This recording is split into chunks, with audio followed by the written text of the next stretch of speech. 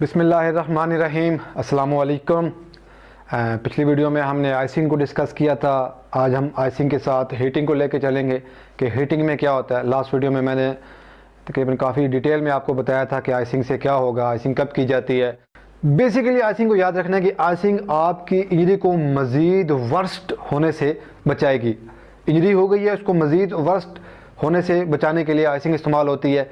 आपने 48 to 72 hours तक ice use करना है। उसके बाद हम हीटिंग पे आएंगे। हीट और आइस बिल्कुल दो अपोजिट चीज़ें।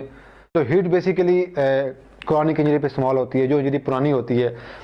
आपके मसल्स स्टिफ हुए हुए हैं, आपके मसल्स पुल हैं, तो आप वहाँ पे हीट इस्तेमाल करेंगे। आपके मसल टाइट हैं तो आप वहाँ पे हीट इस्तेमाल करेंगे। Heat basically blood flow increase कर देगी। जहाँ पे आपने हीटिंग की है उस मसल में, उस जगह पे, स्पेसिफिक एरिया पे ब्लड फ्लो इंक्रीज़ हो जाएगा। बिकॉज वहाँ पे जो आपके वेन्स है, जो खून की नालियाँ थी, वो फैल जाएंगी। पहले से ये होता है कि वहाँ पे आपका ब्लड फ्लो ज़्यादा आ जाता है, मसल रिलैक्स हो जाता है और वहाँ पे न्यूट्रिएंट्स ज़्यादा आते हैं, ऑक्सीजन ज़्यादा आती है। इन तमाम चीज़ों को मतलब जहाँ पे पहले let's suppose example 1 litre oxygen आ रही थी, तो वहाँ पे 1.5 लीटर ऑक्सीजन आएगी। तो उससे ये होगा कि वहाँ ज़्यादा न्यूट्रिएंट्स आएंगे, तो उससे ये होगा कि जो आपकी पहले हीलिंग प्रोसेस था वो अब फास्ट हो जाएगा, क्योंकि वहाँ पे ज़्यादा लोग आ गए, मतलब ज़्यादा चीज़ें आ गई हैं उसको हील करने के लिए। तो हीलिंग प्रोसेस जो वो फास्ट हो जाएगा। तो हीटिंग ये करेगी कि आपकी रिकवरी को फास्ट कर देती है।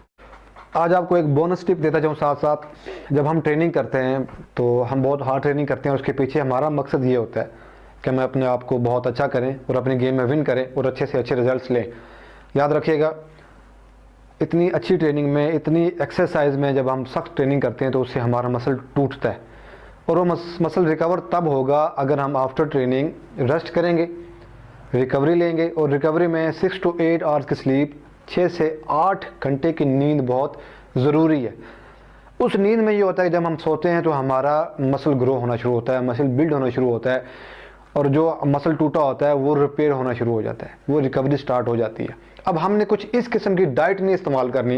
हमारी एक स्पेसिफिक खुराक है। अगर हम उससे हट के कुछ ऐसी डाइट इस्तेमाल करेंगे जिसके बारे में हमें इन्फॉर्मेशन नहीं थी, तो वो इन्फ्लेमेशन को फास्ट कर देती है। और इन्फ्लेमेशन अगर ज़्यादा फास्ट हो जाए तो आपका रिकवरी सिस्टम स्लो हो जाता है या ख़त्म हो जाता है। तो हमने शुगर, चीनी, soft drinks, cold drinks, Pepsi, Coke, 7 up और bakery items, specific bakery items, और ये जहाँ पे शुगर ज़्यादा होगी या होगी हमने उसे परहेज़ करना है, क्योंकि शुगर इन्फ्लेमेशन को ज़्यादा कर देती है।